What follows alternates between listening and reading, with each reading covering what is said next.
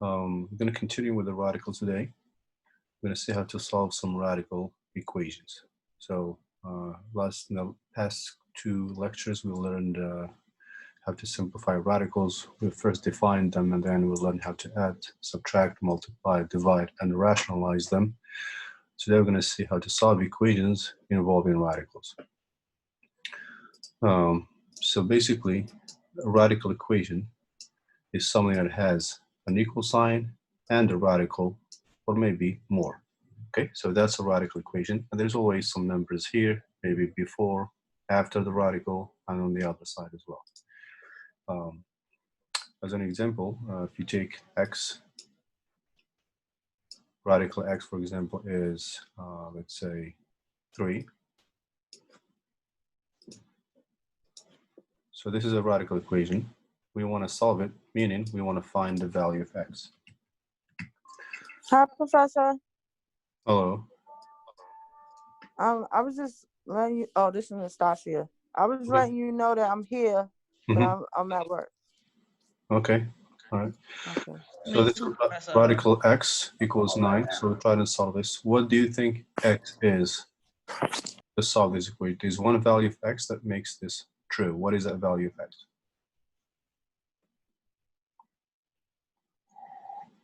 Nine, teacher. That's right, 9. So the index is here by default invisible, it's 2. So the square root of a number is 3. That number is 9. Now we can check. Okay, if we plug the x, which is 9, if we plug it here, we get radical index 2 of 9, which is, we say, is it equal to 3? Yes, radical 9 is 3, which is equal to 3. That works.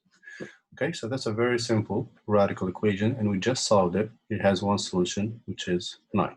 Okay, so that's the solution to this equation. So that's the idea of radicals. Basically, just like the other equation, we try to get the value or the values of x by going through certain steps. So before we get into more examples, let's understand there's a rule here that says you have x, you have some a, and you have b here. So this is what we talked about last time. This is a radical expression. This is base and power. So,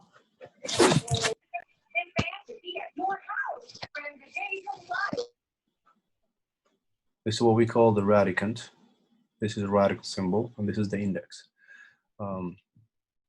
Any radical expression could be turned into an exponential expression with exponents instead to remove the radical. So we take the base, then you raise it to a divide b.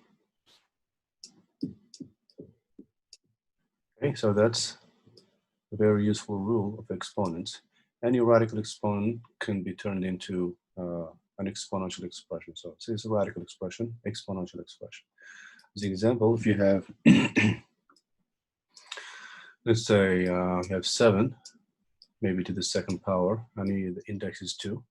So we can write this as 7 to 2 divided by 2. It's always this one first, divide by the index. So 2 by 2, which is basically 1, which is 7. Okay, so any radical again expression can be turned into an exponential expression like this, and that's what we try to do with radical equations. We try to turn them into exponential equations like this with powers. Could be power 1, 2, or more. This works for any index, any power. Let's say you have 18 here, and you have 6.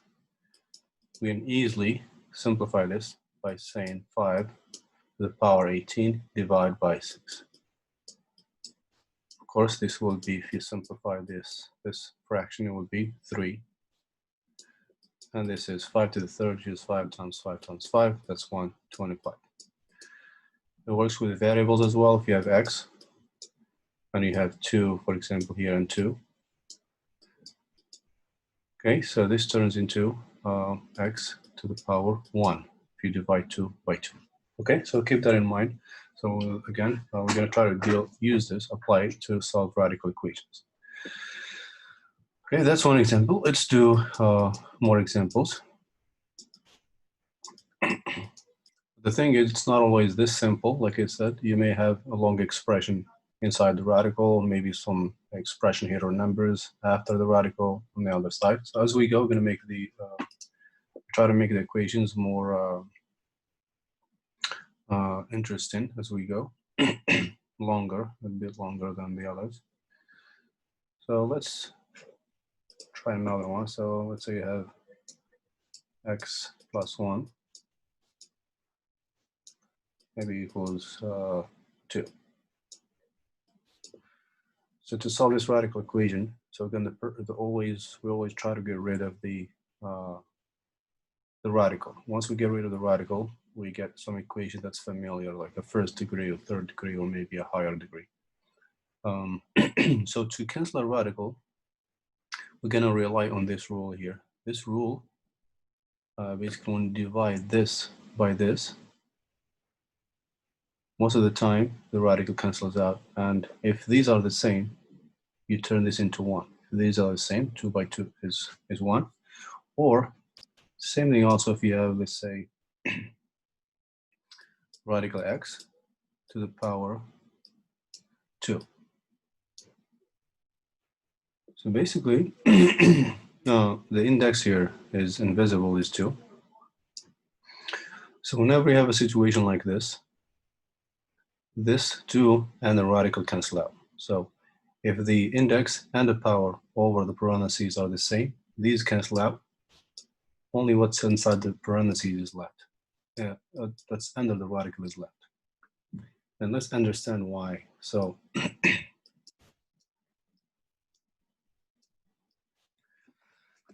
so if you look at this here, we can take this and using this rule and turn it into an exponent. So let's take the inside. Don't worry about these two yet. Let's take the inside here using this rule and turn it into an exponential expression. What would this be as an exponential expression? This one here. The power here of x is 1. Okay, so how do you change this radical into an exponential expression? It will be x to what power? If you use this, a by b, here we have 1 by 2. Okay, so we change this into an exponential expression, but we still have that 2 outside, so we need the parentheses. We do 2 here. So now, if you remember the rules of exponents, if you have x to the power a to the power b, what is this equal to? What do you do with the powers here? Everyone, talking to everybody in the room. This rule of exponents we saw in the beginning of the semester. What do you do with the powers here to simplify this expression? Yes, x, a, b. That's right. We times it to x times x is a times b, or ab. Yes. So that's one important rule of exponents. Let's use that here. What is this equal to if we use this rule? X to the power 1/2 all to the power 2. What is it equal to?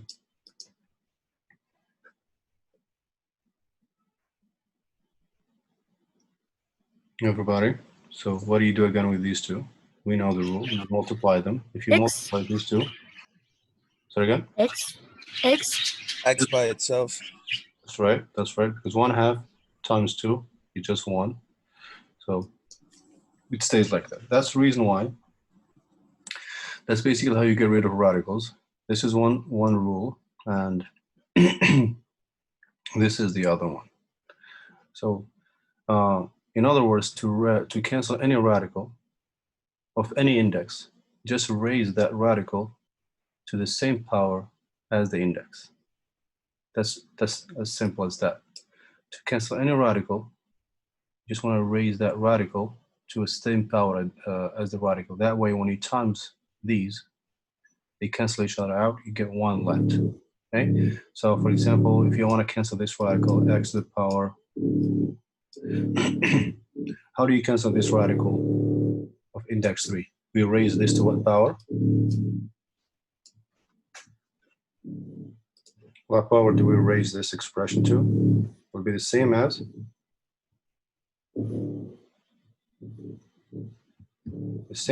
this.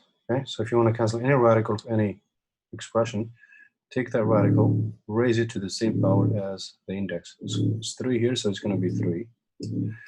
And again, if you use the same rule here, so it would be x to the power.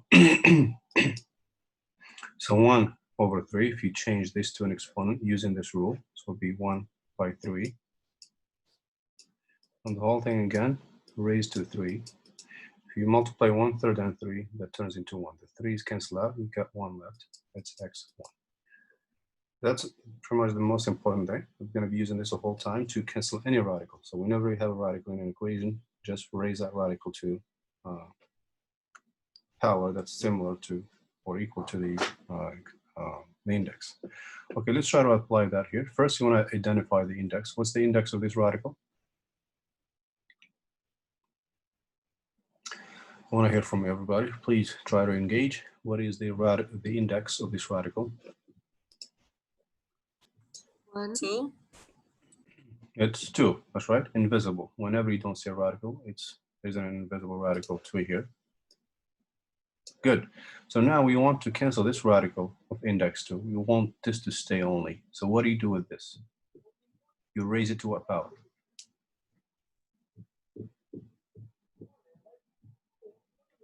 If you want to get rid of this radical, so you want to raise this whole radical to what power? Just like we did, 2. right? To power 2. So if you cancel this radical as index 2, so cancel it, you raise it to power 2. That way, now this radical, same index as power, cancel out. What's left now?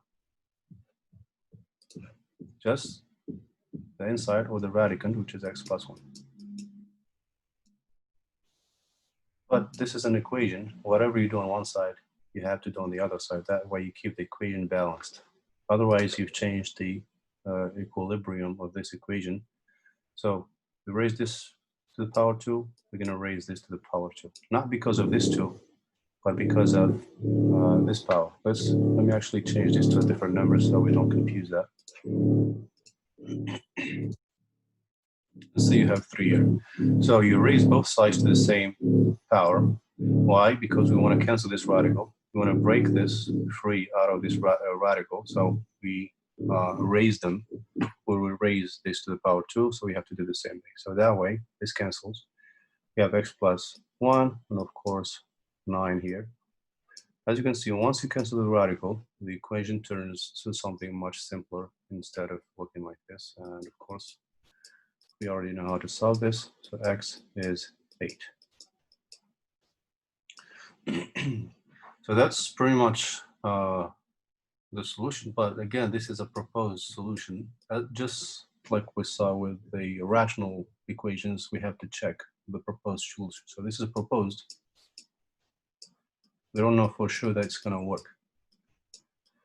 We didn't make a mistake, that's for sure. There's no mistake made here. But still, this one may not be a solution. So we have to check it at the end and see if it works. Always check with, whenever you have rational and radical equations, you need to check your solutions at the end, not to check if you made a solution, to check if that solution is valid or not, assuming you didn't make a mistake. So even though no mistake was made, this might not be a solution. So let's try to plug it into the very first equation here and see if it works. So x, we found out, is to be 8.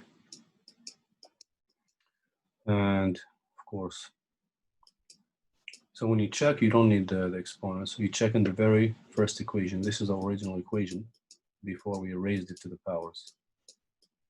So when you check in the original version of the equation, which is this one. And we say is it equal to 3. And then you check, you simplify your sides. So we have 9 here.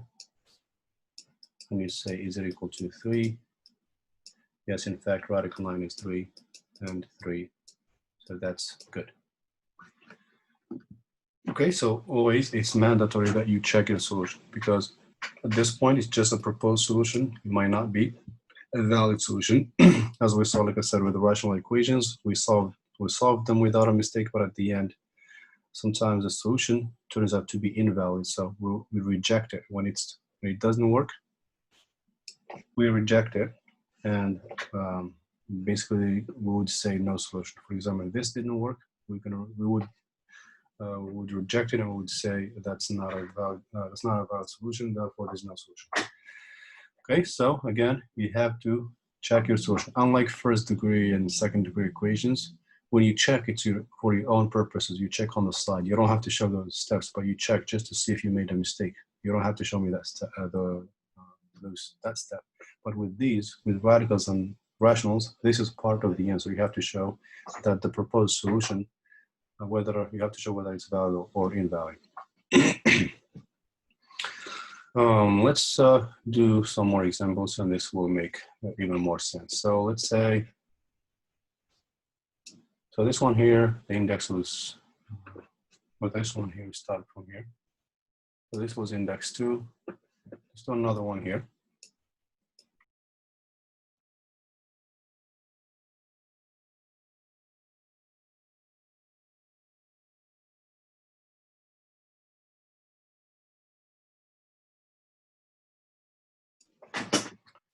All right, sorry about that.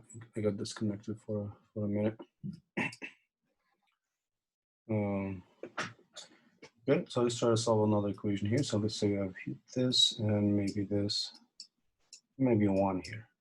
So again, that's a radical equation because we have a radical and an equal sign. So again, the first thing you want to do is to get rid of the radical. So how do you get rid of this radical now? The index is 3. So what do you do to cancel this radical, or what power do you raise it to? So what is the first thing you do? Multiply yourself for 3 times. No, we're trying to solve the equation, so we want to get rid of the radical. So it's an equation. You want to get rid of the radical. How do you get rid of this radical, everybody? You raise it to what power?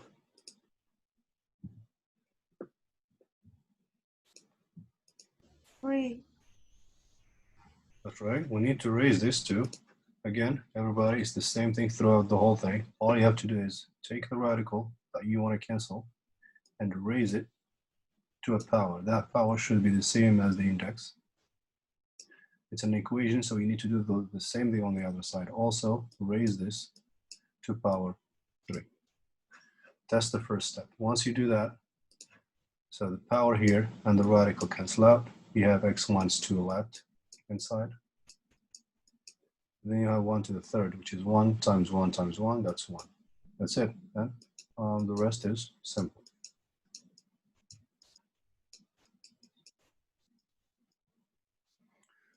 But again, what do we do with this solution now? Everyone, please wake up. What do you do with that solution now? Is it a valid solution yet? What do we do? What do we need? You have to check it. That's right. We need to check this solution. It's a proposed solution. There was no mistake made, but it still might not be a solution. So we have to check it in the equation. So again, the original equation was this one here without. So that's our equation. So we're going to check this in the original equation. So we're going to say 3 here. We're going to say 3 minus 2. Is it equal to 1? And let's do that inside here. So 3 take away 2 is 1 and 3. Then we say, is it equal to 1? What is the radical index 3 of 1? Or what number you multiply by itself 3 times to get 1? What number is that? Is it 1? That's right, it is 1. So 1 here equals to 1, and that checks. So always check your solution after you solve radical equations and also rational equations. All right, so let's make the equation a little longer. Maybe this time something like this. Okay, and probably -1 and 7 here. So again, you may have more stuff here before or after the radical, or even on the other side. So the first thing you want to do always before you do this step, before you raise the radical to a power to cancel it, make sure it's by itself. It cannot be with other stuff. If you have this, you can't do the power yet. You need to isolate this radical first. So to isolate this one, we need to cancel -1. So we're going to add 1, add 1. That way, this cancels out. This cancels out, so we have radical 2x. This cancels, we have 8 left here. Now that we have the radical by itself, as you can see, we have 8. So what do you do now to, what is the next step?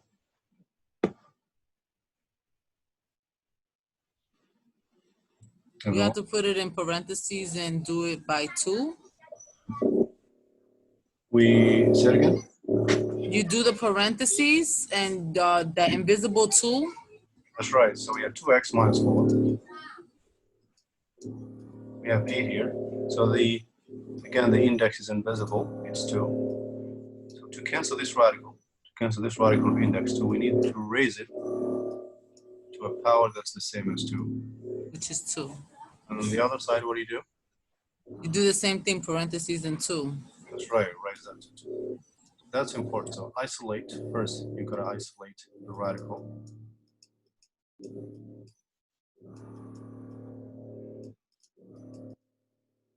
Gotta get the radical by itself, if it's not by itself. So now this and this cancels out, so 2x minus 4 equals 64. And then the rest is pretty simple. You solve just like you solve first degree equation.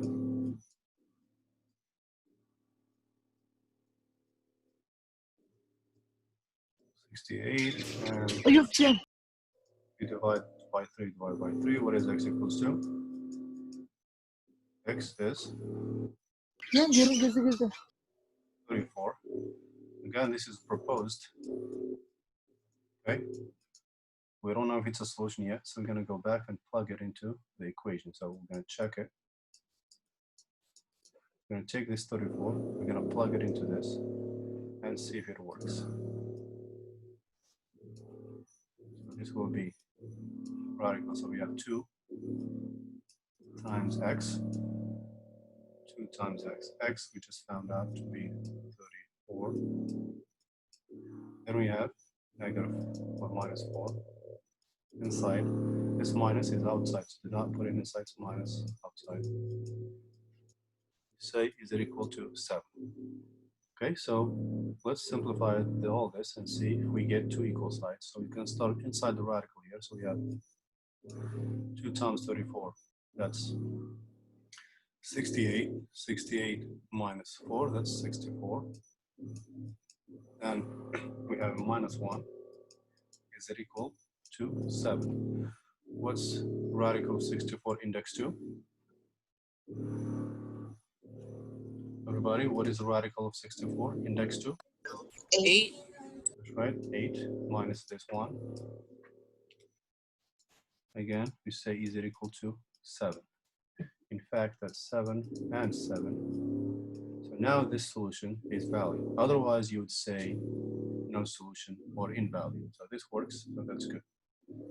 Okay, so always isolate your radical if it's not by itself. If you have numbers here and after the radical, you want to isolate it first before you apply the power to it. So make sense, everybody? Any questions at this point? No.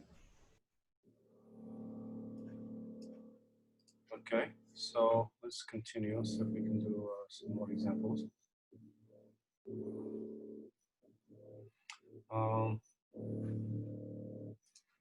So let's take a look at this interesting example here. So we have 5x minus 1.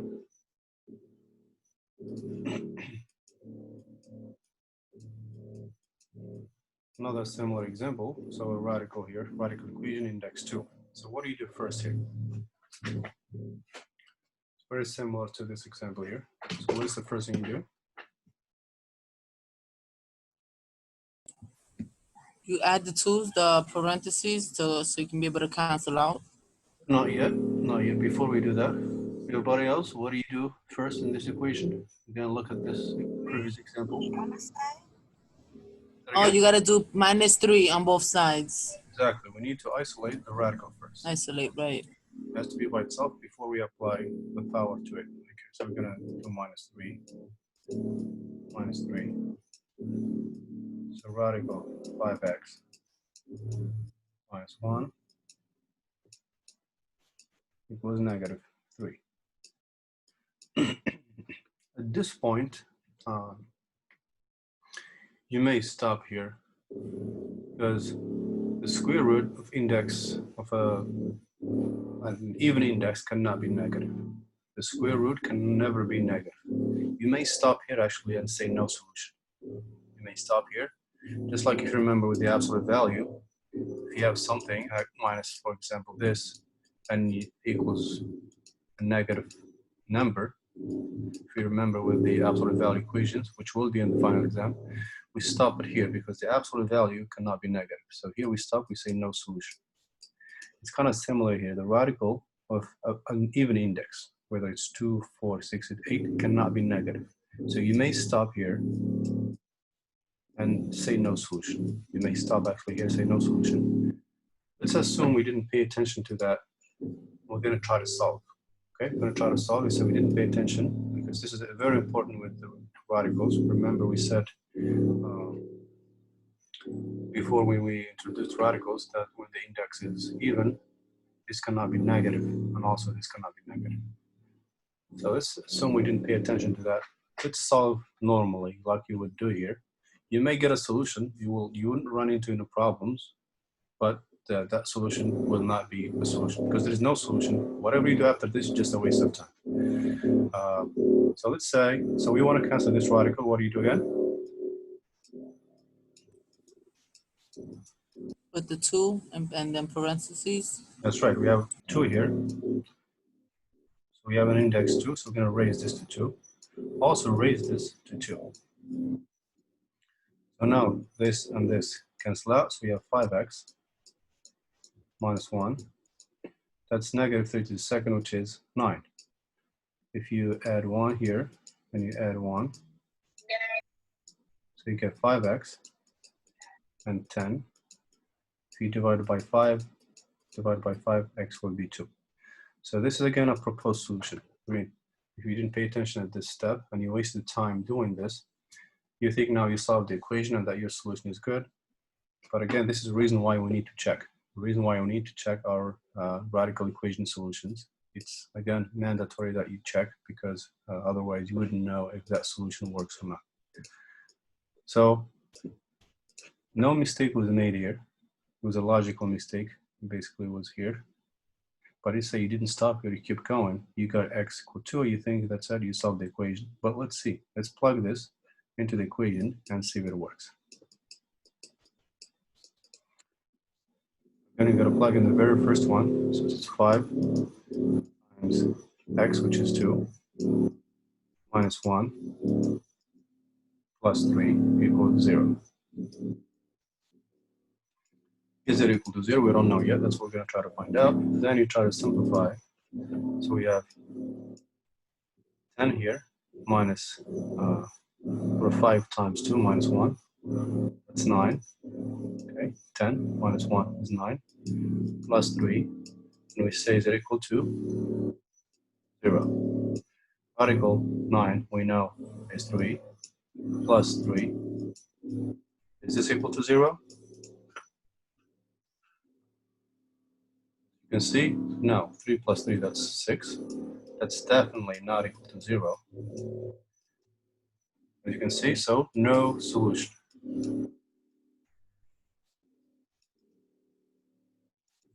No solution. That's again the reason why you need to check. The solution is not reliable. It's not valid until we check it. It's a proposed solution. Proposed means could be true, could be false, valid or invalid. So basically, invalid x2 is invalid, is an invalid solution.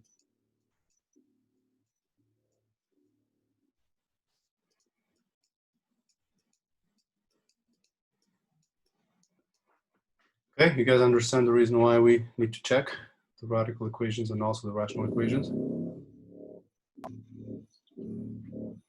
Yes. Everybody, does that make sense? Yes. Yeah. Yes. Yes. All right, good. So the radical equations are pretty simple. Again, there's two main steps. Isolate it if it's not by itself. Also isolate it, cancel the radical by raising it to the same power as the index. And we're gonna do more examples like this. We're gonna make the equations a little longer. Can you guys hear me okay, or is there a problem with my audio? You're fine. You guys don't hear the background noise here or some construction noise next door? No. Okay, that's good because there's some really loud construction going on across the wall. I can hear it, but you probably can't. It's me. I have remote learning for my son. That's why. Sorry. That's all right. All right, let's continue with some more examples. So the equation could be as simple as this. The square root of a number is 3. You can immediately say that's 9. Okay? Could be a little longer, maybe even a little more longer than like this. But you may also have something like this. This is not the index, as you can see, it's a number right next to the radical. The same level here, the same base. It's a multiplication here. What is the index of this radical? What's the index of this radical? If it's invisible, it means it's 2. So the index is here, not this 2. This 2 is, again, the same level as the radical. So we said, again, the first step is to isolate. So we did this. Now, what do we do next to isolate the radical? You said what was the opposite of multiplication, and it's division. That's right. So we have 2. There's nothing here, but it means a multiplication. So we're going to cancel this 2. We're going to divide it by 2. Also divide the other side by 2. These 2's cancel out. We end up with our radical by itself and 4 on the other side. So this is what we mean isolate. It means the radical is to be by itself before you do the next step. And what is the next step? You want to cancel this radical, so what do? The index here is 2, invisible. How do you And put it in parentheses, the other 2. right? Raise it to the power 2, the same as And the 4 as well. right? Also power 2u. Now we can cancel these out. So we end up with x plus 1. And here we have 16. Finally, minus 1, minus 1. So x is 15. As always, we don't know if it's valid or not. We need to check it. I'm going to take this 15 and plug it in the very first equation. That would be 2 times x, which is 15. Okay, so instead of x, put 15 plus 1 plus 3 equals 11. I don't know if it's equal to 11 yet, so we need a question mark. And then you can, when you can simplify this, first we need to work inside. This is 16 plus 3 is it equal to 11. 2 times radical 16, that's 4, times 2 is 8, plus 3. Again, we say is equal to 11. Yes, in fact, 11 is equal to 11. So this is a valid solution. Okay, so the valid, it's good, we checked it. Unlike here, see here, even though we didn't make a mistake, 2 turned out not to be a solution. Because when we checked it, we got some contradiction here. So this is what we call a contradiction.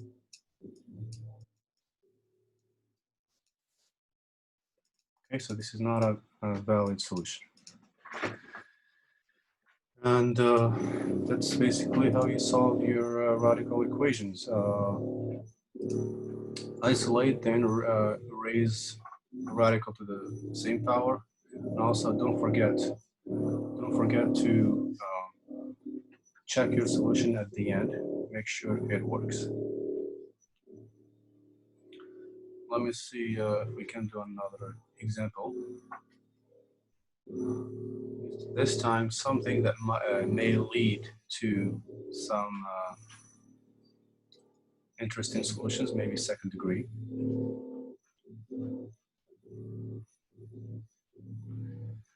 Okay, so radical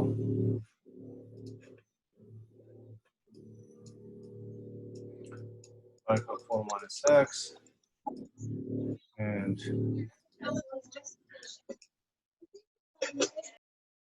it was x plus 2.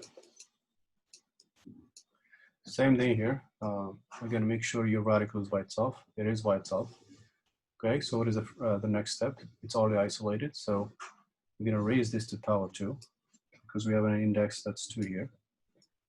Let me rewrite the equation.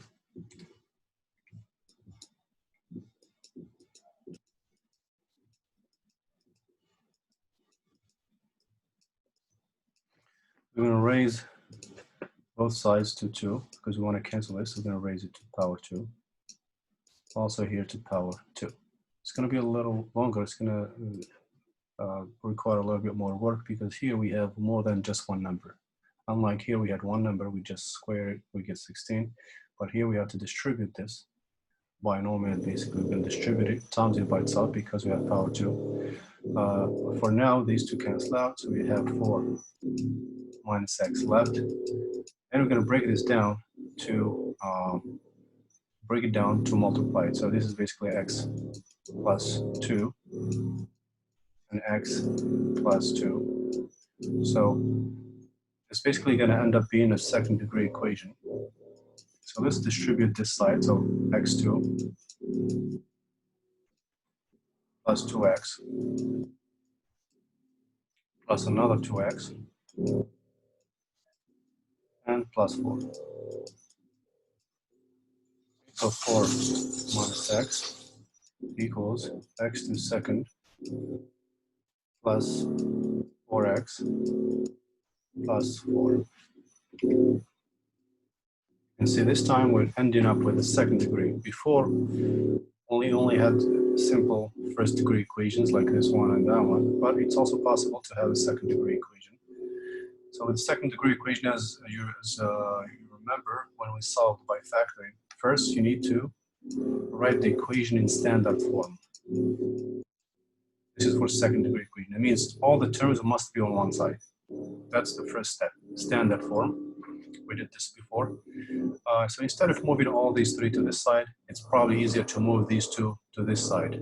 So this turns into, so x to second, this stays here.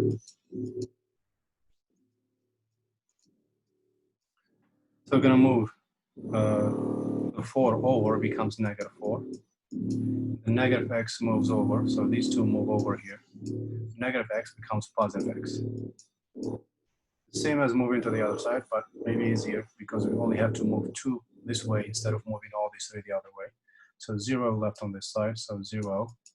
Let's combine like terms here, simplify. So 2, 4x, and 1x, that's 5x. And these will cancel out. Great, so that's going to cancel out. What else? So now we end up with a second degree equation.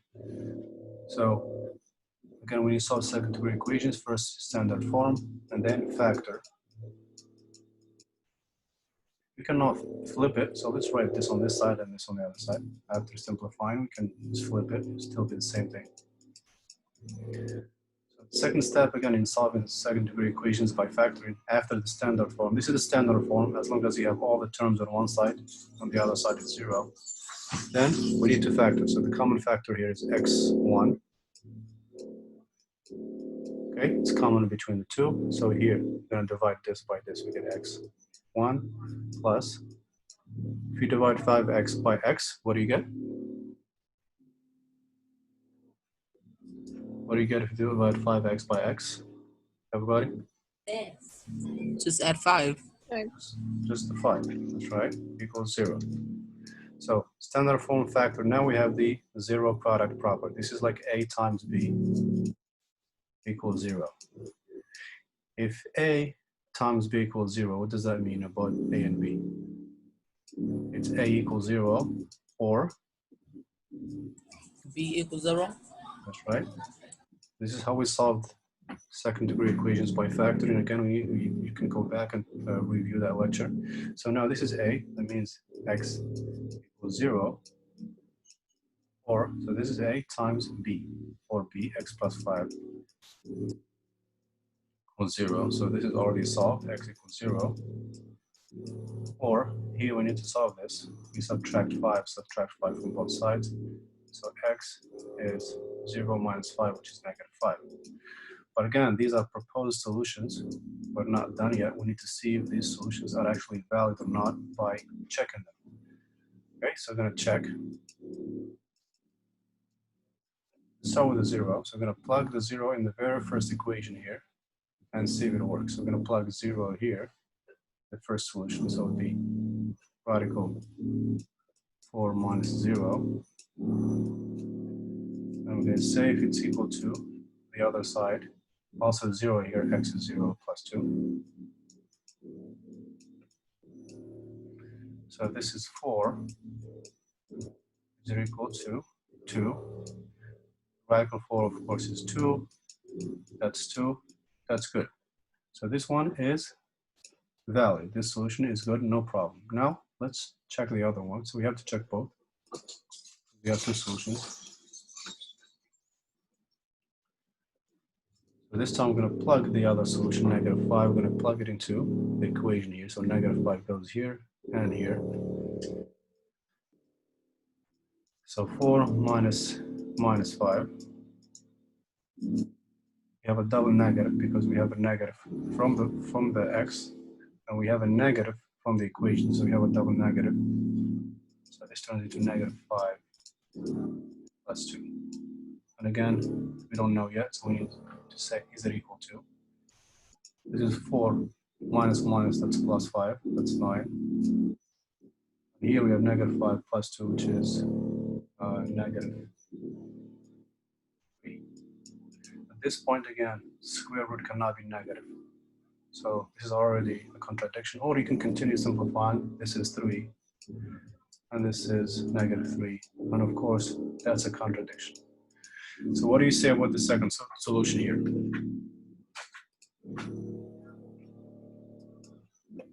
What do you say about the second solution? We got this at the end. So what do you say about this? It's not a solution. Right? It's not a solution. It's invalid. This one is good. This one is not. Okay, so not valid.